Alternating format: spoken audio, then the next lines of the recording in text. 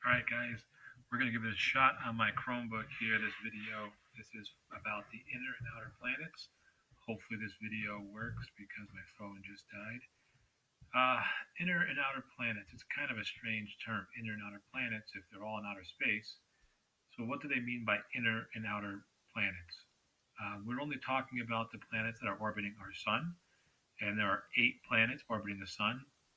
Since Pluto's been downgraded to dwarf planet, you can check out my video on that, also on this playlist.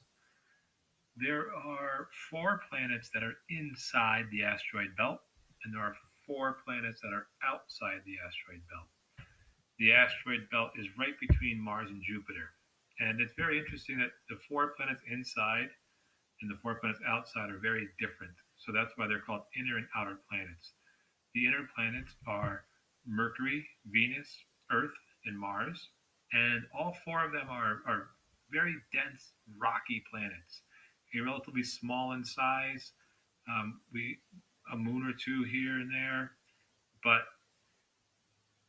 they're all similar in the fact that they are made up of solid rock, especially at the core, working its way out. We get we have iron and nickel in the inner core, and then we have some molten iron, and then we have some magma for Earth, and then we have a crust which is made up of solid rock. We do have an atmosphere on Earth.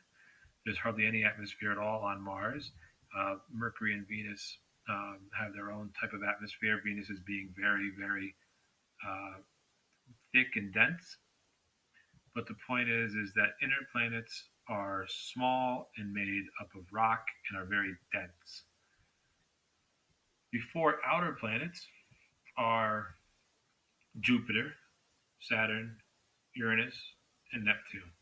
And they are gas giants. They are massive planets, much, much bigger than Earth, much, much bigger than any of the inner planets. And Jupiter being the biggest of all, you can have rings around these planets.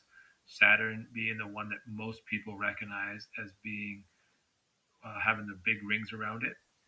Jupiter is famous for its giant red spot, which is a giant dust storm or gas storm, I should say, not even dust. It's a gas storm that in the atmosphere that has been going on for 300 years.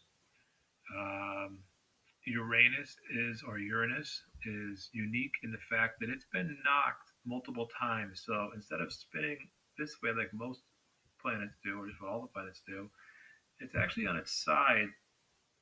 So it looks like it's rotating from north to south versus from the west to the east, like Earth is. And that's kind of unique. That's very unique. It's only when it's doing it. And Neptune is famous for just how that blue color that it is. Um, all of them have moons. Jupiter has 63 moons. Some of the moons are, one of the moons has garnered a lot of interest lately because scientists believe that there's possibility of life on it. That's Europa. The moon is Europa, and scientists think there could be life.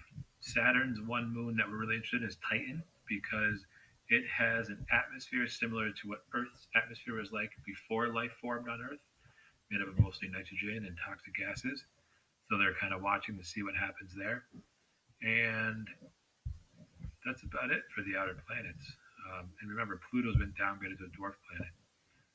Some interesting things about the inner planets. Venus is the only planet that rotates in the opposite direction. Um, on Venus, the sun will rise in the west and set in the east, which is exactly opposite of all the rest of the planets. Also, interestingly enough, there's a lot of talk about traveling to Mars. People are thinking that there might be a way to create an atmosphere on Mars and populate Mars in the future. So that's a big goal of scientists is to try to get us to Mars. There's a great video on YouTube you can watch. It talks about NASA's 100-year plan to populate Mars. So hope you had a great lesson there and have a great day.